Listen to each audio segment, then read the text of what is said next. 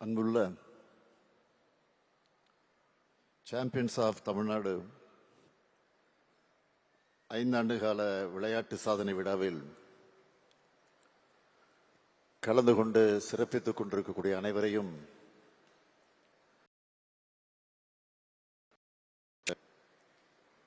மாண்புமிகு துணை முதலமைச்சர் தம்பி உதயநிதி அவர்களே, மாண்புமிகு அமைச்சர் பெருமக்களே, நாடாளுமன்ற சட்டமன்ற உறுப்பினர்களே, மேயர், துணை மேயர் உள்ளிட்ட உள்ளாட்சி பிரதிநிதிகளே, தலைமைச் செயலாளர் திரு முருகானந்தம் ஐஏஎஸ் அவர்களே, முதன்மை செயலாளர் திரு சத்யபிரதா சாகு ஐஏஎஸ் அவர்களே, உறுப்பினர் செயலர் திரு மேகநாத ரெட்டி ஐஏஎஸ் அவர்களே, சிறப்பு விருந்தினர்களாக கலந்து கொண்டிருக்கக்கூடிய பாரா பேட்மிண்டன் விளையாட்டு வீரர் ஜெகதீஷ் டெல்லி அவர்களே, ஜிம்னாஸ்டிக் வீராங்கனை ஸ்னேகா அவர்களே, கபடி வீரர் மனத்தி கணேசன் அவர்களே, வருகை தந்திருக்கக்கூடிய என் பேரன்பிற்குரிய விளையாட்டு வீரர்களே, வீராங்கனைகளே, அவர்களுடைய குடும்பத்தை சார்ந்தவர்களே, பயிற்சியாளர்களே, அரசு உயர் அலுவலர்களே, உள்ளாட்சி அமைப்புகளின் பிரதிநிதிகளே, பத்திரிகை மற்றும் ஊடகத்துறை சார்ந்த நண்பர்களே, உங்கள் அனைவருக்கும் என்னுடைய அன்பான வணக்கம். 178 விளையாட்டு வீரர்களுக்கு பணி நியமன ஆணை வழங்குதல், 1172 விளையாட்டு வீரர்களுக்கு உயரிய ஊக்கத்தொகை வழங்குதல், சென்னையில் உலகத்தரத்திலான விளையாட்டு நகரம் அமைக்க அடிக்கல் நாட்டு விழா என முப்பெரும் விழாவாக இதை ஏற்பாடு செஞ்சிருக்கிறார் மாண்புமிகு துணை முதலமைச்சர் உதயநிதி அவர்கள். உங்களுக்கு புரிகிற மாதிரி சொல்லணும்னா, இது ஒரு triple jump round event. Udhayanidhi இந்த துறைக்கு கிடைச்சது உங்களுக்கு பல வாய்ப்புகளை ஏற்படுத்தி தந்திருக்கு. துடிப்பா செயல்பட்டு தமிழ்நாட்டு இளைஞர்களையும் விளையாட்டுத்துறையையும் அதிவேகமாக வளர்த்திருக்கிறார் துணை முதலமைச்சர் உதயநிதி அவர்கள்.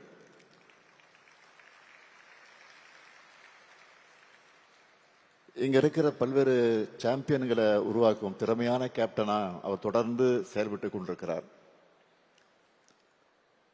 அவருக்கும் அவருடைய வேகத்துக்கு ஈடு கொடுத்து செயல்படக்கூடிய துறை அதிகாரிகளுக்கும் என்னுடைய பாராட்டுக்களையும் வாழ்த்துக்களையும் நான் தெரிவித்துக் கொள்கிறேன். விளையாட்டு வீரர்கள் இன்னைக்கு இவ்வளவு பேர் சாதிக்க உதவுனது நம்முடைய அரசுடைய திட்டங்கள். அதுல முக்கியமான சில திட்டங்களை மட்டும் சுருக்கமா சொல்ல விரும்புறேன். முதல்ல முக்கியமானதை சொல்லணும்னா, கடந்த 4.5 ஆண்டுகள்ல நேஷனல் மற்றும் இன்டர்நேஷனல் அளவில் மெடல்ஸ் வின் பண்ண 5406 விளையாட்டு வீரர்களுக்கு 177 கோடியே 80 லட்சம் ரூபாய் உயரிய ஊக்கத்தொகை வழங்கப்பட்டிருக்கு. இதுல என்ன ஸ்பெஷல்னா, மாற்றுத்திறனாளி விளையாட்டு வீராங்கனைகளுக்கும் மற்ற விளையாட்டு வீரர்களுக்கு இணையா இந்த தொகையை நாம வழங்கிட்டு வரோம். இதுலயும் நாம தான் முன்னோடி. இதுவரை 241 மாற்றுத்திறனாளி விளையாட்டு வீராங்கனைகளுக்கு 29 கோடியே 67 லட்சம் ரூபாய் உயரிய ஊக்கத்தொகை வழங்கப்பட்டிருக்கு. இதன் தொடர்ச்சியா இந்த நிகழ்ச்சியில பன்னாட்டு சாம்பியன்ஷிப் போட்டிகள், அகில இந்திய பல்கலைக்கழகங்களுக்கு இடையிலான விளையாட்டுப் போட்டிகள் மற்றும் தேசிய அளவிலான விளையாட்டுப் போட்டிகளில் பதக்கங்கள் வென்று தமிழ்நாட்டுக்கு பெருமை சேர்த்திருக்கக்கூடிய 1172 வீரர் வீராங்கனைகளுக்கு 33,51,00,00,000 ரூபாய்க்கான உயரிய ஊக்கத்தொகை வழங்கப்பட்டிருக்கு. இதுவரை மொத்தம் 6,578 வீரர்களுக்கு 211,39,00,00,000 ரூபாய்க்கு ஊக்கத்தொகை வழங்கியிருக்கிறோம். இந்தியாவிலேயே வேற எந்த மாநிலத்திலேயும் இந்த அளவுக்கு ஊக்கத்தொகையை வழங்கி இருக்க மாட்டாங்க. 2023 ஆண்டு நான் தொடங்கி வச்ச தமிழ்நாடு சாம்பியன்ஸ் ஃபவுண்டேஷன் மூலமா விளையாட்டு வீரர்களுக்கு தேவையான உபகரணங்கள் வாங்கவும், அவங்க இன்டர்நேஷனல் கேம்ஸ்ல பங்கேற்கவும், இது தொடர்பான இதர செலவுகளுக்கும் இதுவரை 4,231 பேருக்கு 30,21,00,000 ரூபாய் நிதி உதவி வழங்கப்பட்டிருக்கு. விளையாட்டு கோச் எவ்வளவு முக்கியம்னு உங்களுக்கு நல்லா தெரியும். கடந்த ஆட்சியில சுமார் 10 ஆண்டுகளா கோச் யாரும் நியமிக்கப்படவே இல்லை. அதைத்தான் தம்பி உதயநிதி பேசுகிற போது குறிப்பிட்டு சொன்னார். நாம ஆட்சிக்கு வந்த பிறகுதான் அதை மாத்தி 2023 ஆண்டு 76 பயிற்றுநர்களை பணியில அமர்த்தி இருக்கிறோம். மேலும் 4 மாற்றுத்திறனாளி பயிற்றுனர் உட்பட 34 பயிற்றுனர் பணியிடங்களுக்கான அறிவிப்பை போன மாசம் வெளியிட்டோம். ஆண்டுதோறும் சர்வதேச அளவிலும் தேசிய அளவிலும் பதக்கங்கள் பெற்று சிறந்து விளங்குகிற 2 பெண் மற்றும் 2 ஆண் விளையாட்டு வீரர்கள், 2 சிறந்த பயிற்றுனர்கள், 2 சிறந்த உடற்கல்வி இயக்குனர் அல்லது உடற்கல்வி ஆசிரியர்களுக்கு முதலமைச்சர் மாநில விளையாட்டு விருதும் 1,00,000 ரூபாய் பரிசும் வழங்கிட்டு வரோம். இதுவரை 22 பேர் இந்த விருதை பெற்றிருக்காங்க. அதே போல அடுத்து முக்கியமான ஒரு திட்டம், அரசு துறைகள் மற்றும் பொதுத்துறை நிறுவனங்கள்ல 3% ஸ்போர்ட்ஸ் கோட்டாவில் வேலை வாய்ப்பு வழங்கப்பட்டு வருது. இது தொடர்பாக ஒரு சின்ன கம்பேரிசன் மட்டும் சொல்லணும்னு நினைக்கிறேன். 2021 ஆண்டுக்கு முன் இந்த விளையாட்டு கோட்டாவில் வெறும் 5 பேர் தான் பணியமர்த்தப்பட்டு இருந்தாங்க.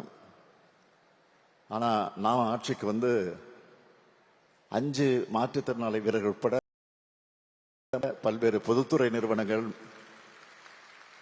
மற்ற அரசு துறைகள்ல பணியமர்த்தி இருக்கிறோம்.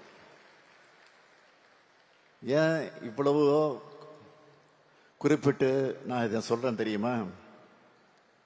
இதனால மோட்டிவேட் ஆகி இன்னும் நிறைய பேர் ஸ்போர்ட்ஸை கரியரா எடுத்துக்கணும். அதுக்காகத்தான் சொல்றேன். மாற்றுத்திறனாளி விளையாட்டு வீரர்களுக்கும் இந்த கோட்டாவில் வேலை கொடுப்போம் சொல்லியிருந்தார்.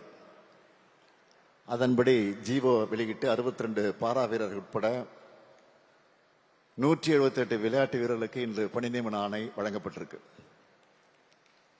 சிறந்த விளையாட்டு வீரர்களுக்கு வெளிநாடுகளில் பயிற்சி பெறவும் போட்டிகளில் பங்கேற்கவும் நிதி உதவியும் வழங்கப்பட்ட 2021 ஆண்டுக்கு முன்ன எலிட் மீம்ஸ் மற்றும் சிடிஎஸ் திட்டத்தின் கீழே பயன்பெற்ற விளையாட்டு வீரர்கள் 162 பேர். அதையும் நாம 375 உயர்த்தி இருக்கிறோம். அவங்களுக்கும் சிறப்பு உதவித்தொகை திட்டத்தை பயன்படுத்துவதற்கான ஆணை இன்று வழங்கப்பட்டிருக்கு. பன்னாட்டு அளவிலான போட்டிகளில் பதக்கங்கள் பெற ஊக்குவிக்கும் எலிட் திட்டத்தை தொகையும் அதிகரிக்கப்பட்டிருக்கு.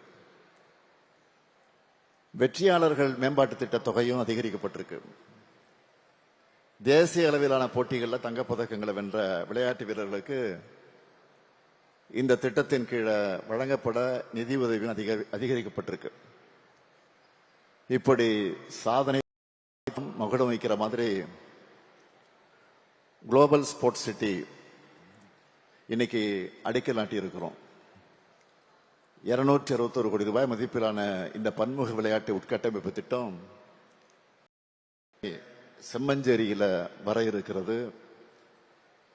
அதுல என்னென்ன வர இருக்கிறது என்பதையெல்லாம் வீடியோவில் நீங்க இப்ப பாத்தீங்க. நம்ம சென்னையை பொறுத்த வரைக்கும் இப்பவே செஸ், கிரிக்கெட்டு, ஹாக்கி, டென்னிஸ் ஆகிய விளையாட்டுகள்ல சர்வதேச அளவில் ஒரு முக்கிய மையமா இருக்கு. இந்த திட்டம் வந்ததும் மற்ற ஸ்போர்ட்ஸ்லயும் சென்னை முக்கிய இடத்தை நிச்சயமாக பெறும். ஒலிம்பிக் வீரர்களுக்கான பயிற்சியை ஊக்குவிப்பதோடு விளையாட்டு சுற்றுலா மற்ற சர்வதேச போட்டிகள் நடத்த திறனையும் இது மேம்படுத்தும். நான் முதல்வன், புதுமை பெண், தமிழ் புதல்வன், கல்லூரி மாணவர்களுக்கு லேப்டாப், திராவிட மாடல் அரசுடைய பெரும்பாலான திட்டங்கள் இளைஞர்கள் மேம்பாட்டை அடிப்படையாக கொண்டு அமைக்கப்பட்டிருக்கிறது. அதில் விளையாட்டு மேம்பாடு முக்கிய இடம்பெறணும். நம்ம துணை முதலமைச்சர் உதயநிதி அவர்கள் ரொம்ப இன்ட்ரெஸ்ட் எடுத்து வேலை செஞ்சுக்கிட்டு இருக்காரு. அதற்கு சாட்சி தான் இங்க உணர்ச்சி பொங்க பேசிய வீராங்கனை ஸ்னேகாவோட பேச்சு அமைந்திருந்தது என்பதை நாம் கண்கூடாக பார்த்தோம்.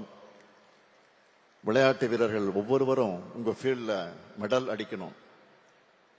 இன்னைக்கு உலகம் போற வேகத்துக்கு ஒரு முறை மட்டும் வின் பண்ணா போதாது, தொடர்ந்து வின் பண்ணணும்.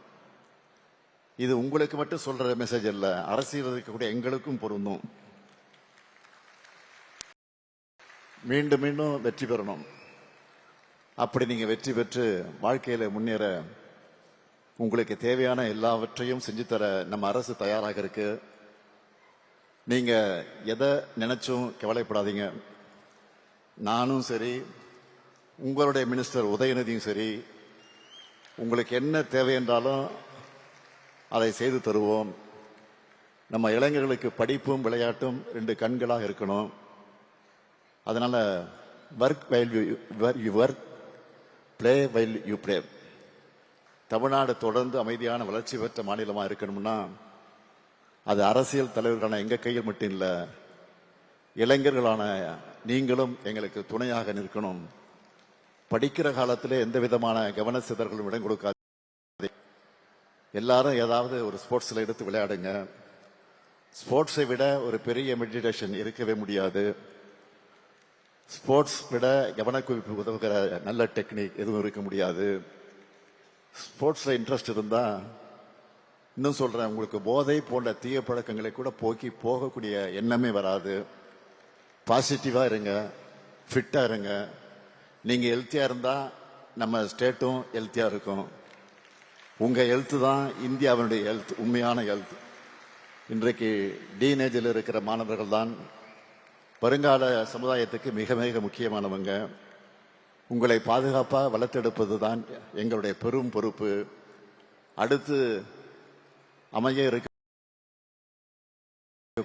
இன்னும் திட்டங்கள் லைன் கட்டி வர இருக்கு. நாங்களும் வென்று வருவோம், நீங்களும் தொடர்ந்து வென்று வாங்க. வெல்வோம் ஒன்றாக. நன்றி, வணக்கம்.